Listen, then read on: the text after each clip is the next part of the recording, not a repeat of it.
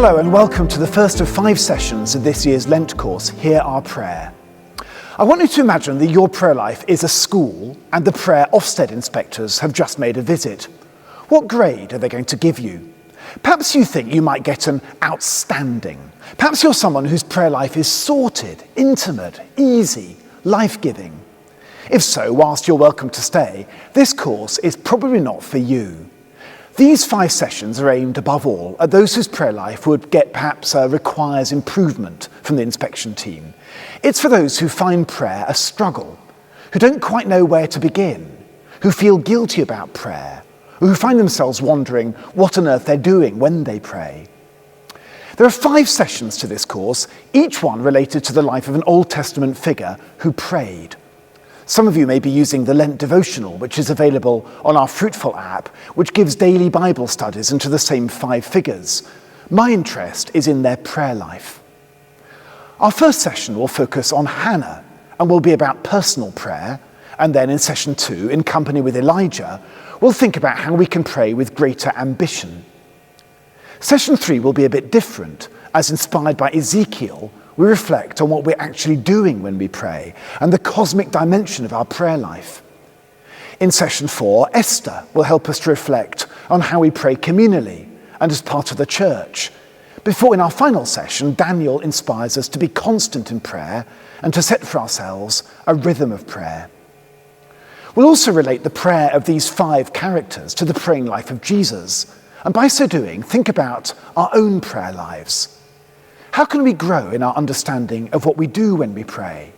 How can we grow as praying people? How can we change the world through the power of prayer?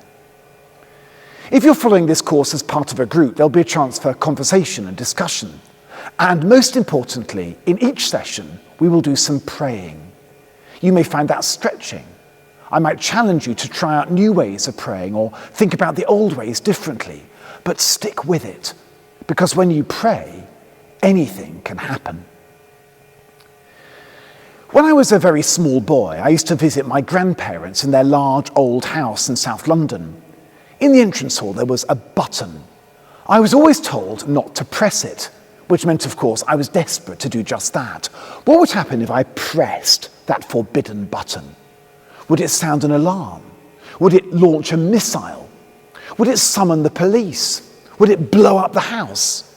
I had no idea. That's like prayer. You press the button and see what happens. If we had any idea of the staggering power of a simple prayer, how it shakes the heavens, moves the tectonic plates, summons the angels, terrifies the demons, mobilizes the church, changes hearts, and unleashes the saving power of Christ, then we would probably be too terrified ever to do it. So, like reckless fools, let's press the button, and let's start with Hannah. And in looking at Hannah, the subject we're going to explore is personal prayer. Hannah is one of the most immediately likable characters in the Bible. It's so easy to relate to her vulnerability and her fragility. She was married to Elkanah, and was his first and probably his most important wife, certainly the one Elkanah really loved. But she could not conceive a child. That's probably why Elkanah took a second wife, Peninnah, so that he could be a father. And whilst Elkanah goes on loving and caring for Hannah, she feels like a failure. She feels she's let her husband down, and worst of all, has to cope with mockery from the fruitful Peninnah. So Hannah goes to the temple and she pours out all her pain. At a time when most prayer was corporate and ceremonial, this is intense, heartfelt, deep, personal prayer. Hannah just bares her soul before God. She prays with all her heart for what she wants, a little boy, and promises that should her wish be granted, she will make of that boy an offering to the Lord. Her prayer is so profound and intense that Eli, the priest, notices and presumes that she's drunk. He assures her that the Lord will bless her in her request, and so it comes to pass.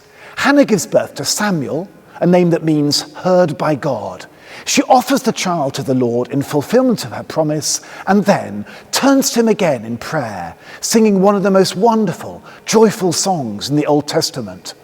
My heart exults in the Lord. My strength is exalted in my God. What is striking about Hannah is the profound intensity of her personal prayer. She does not allow her pain to stop her praying. Rather, it becomes the vehicle for her prayer. Her relationship with the Lord is honest and unguarded. She tells him everything. Which carries us to the praying life of Jesus. That kind of passionate, honest, personal prayer was the very heart of Jesus' life. Think how his public ministry began. In the wilderness of Judea, 40 days alone and isolated, hungry and thirsty, laying everything before his Father, tempted again and again by the devil, a man naked before the Lord. And then, as that public ministry came to its conclusion, the intensity of personal prayer is again where the work is done. In the Garden of Gethsemane, as the drunken disciples slept, in desperate prayer, Jesus resisted Satan once more and resolved to do the Father's will, the decision that carried him to the terrible agony of the cross. Hannah and Jesus both show that it is in personal prayer, when we're alone with the Lord, that he can go to work in us. Think what this kind of personal praying does. First, personal prayer is the school in which we're formed by Jesus. It is in personal prayer that his Spirit goes to work on us, dealing with our sin, building up our gifts, helping us to understand the mystery of our salvation through the cross, moulding us into the person he wants us to be. And ultimately, it is personal prayer that prepares us for death and for the life of heaven, that place where all is prayer. Second, personal prayer is the place in which we discover God's call on our lives. I remember once interviewing someone who felt called to be a priest. What happens when you pray about it, I asked. He hadn't. He's now a brilliant Christian head teacher. Third, personal prayer is the place where we find close and intimate friendship with the Lord. What Jesus offers is a profound and all-absorbing relationship of love in which we find our true dignity and beauty as his child. Prayer is the place where that friendship is located and celebrated. And fourth, personal prayer is the place where we ask. Ask and you shall receive, Jesus says. It is the place to lay our needs and the needs of the world before the Lord, knowing he will hear and answer. So if it does so much, why do we find personal prayer so hard? We know it matters, we know it does stuff, but we don't ever quite get round to doing it. Think, what is it that stops you praying alone? It may be that we can't find the words or think we can't. It's easy to assume that prayer has to be elegantly worded and polite in order to work. And that if we aren't one of those praying experts who get the words right, we'd better not try. Or it may be that self-consciousness stops us praying. I remember thinking along those lines when I first became a Christian. What am I doing speaking to a God all these words when I can't even see him? Am I different from a child with an imaginary friend? Some people think they don't have time to pray, even though it turns out they've plenty of time for all sorts of other stuff. Or sometimes sin and guilt stop us praying because we think we've offended God so deeply that he won't listen to us. And often what stops us praying is our pain. We dare hardly name our fears, our dark experiences, our bitter memories before God, because they make us feel ashamed or weak or unworthy of God's company. So, 2 simple tips to get your personal prayer life up and running. The first is the one we learned from Hannah and then from Jesus. Quite simply, it's honesty. You don't need posh words or elegant phrases to pray. Remember, Jesus knows you. That's why he's been born and come to share your life. That's why he promises that every hair on your head is numbered. He knows you a zillion times better than you know yourself. And what he knows, he understands. And what he understands, he loves. So there's no need, no point in holding anything back from Jesus. Just dump it on him. In your personal prayer, tell him anything and everything in any words you want to use. Like Hannah, voice your pain, express your needs and desires, lay before him your uncertainty and grief, tell him your sin and seek forgiveness. Share your sense of inadequacy, your weakness, your fears. Just say it. Just get it all out, anyhow, as messily as you like.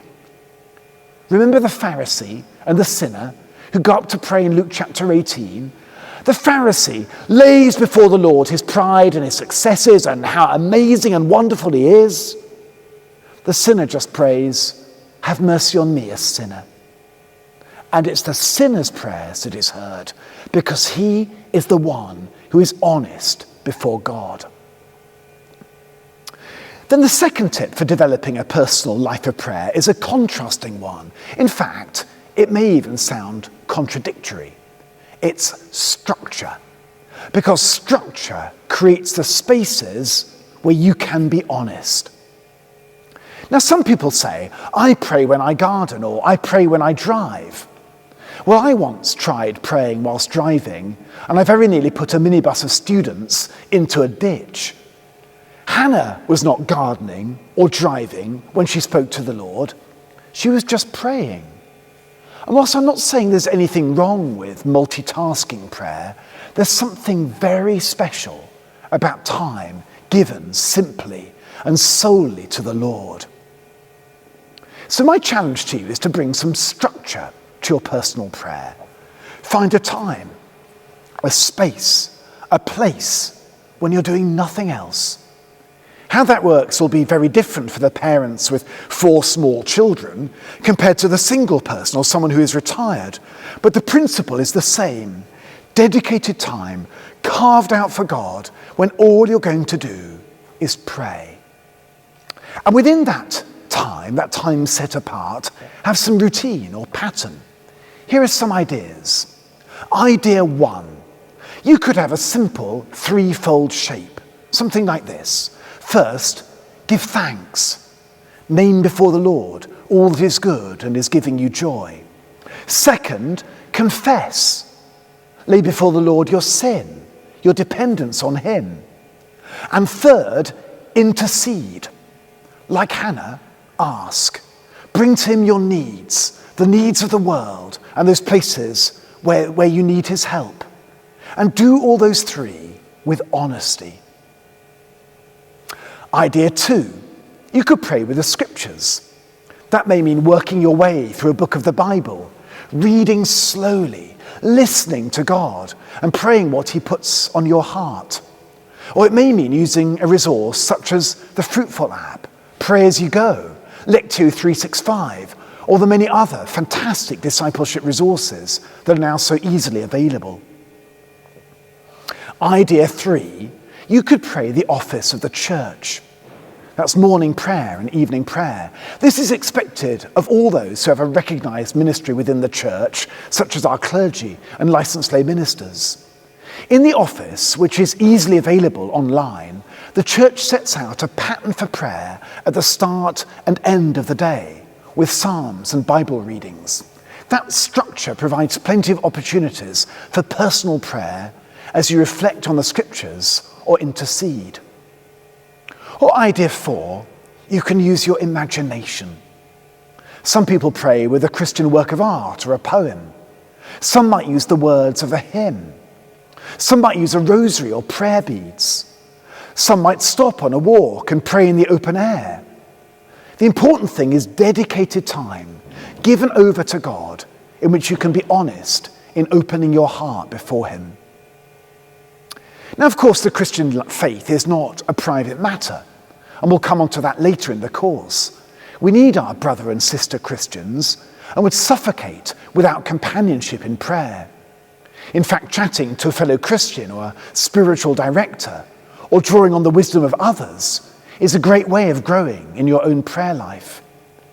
But Jesus says to us in Matthew chapter 6, whenever you pray, go into your room and shut the door and pray to your Father who is in secret. And your Father who sees in secret will reward you.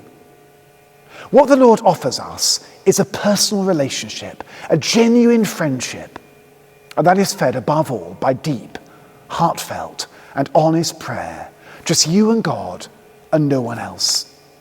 So I dare you, this week, press that button and get praying.